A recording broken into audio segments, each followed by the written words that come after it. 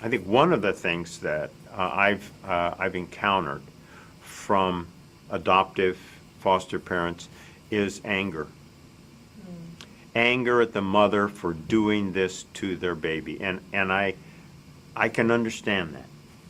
It's very hard to take this baby who is affected with withdrawal and watch them go through treatment or affected, and they're real fussy, whatever, and not feel judgment, not feel contempt for the biological mother. It's very hard to just say, oh, she couldn't help it or whatever like that. No, there's a natural tendency to have that anger. I just encourage the foster parents or the adoptive parents to just be aware that that anger is there, and that's part of, I think that's part of the attachment process to the baby. But attachment issues are a very important piece to babies that have been in the hospital.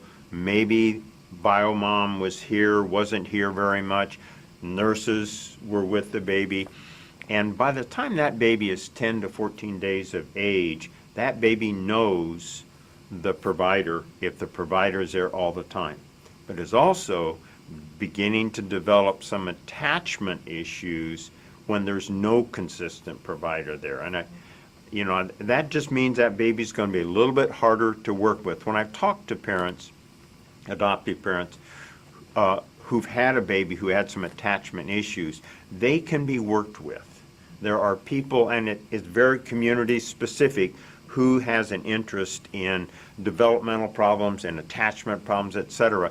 Very good resources in communities. But that's another issue that I see that it always concerns me in taking care of a baby, because it makes a baby look like they're having withdrawal when they really are. It's an attachment issue. They can't calm down to a familiar face.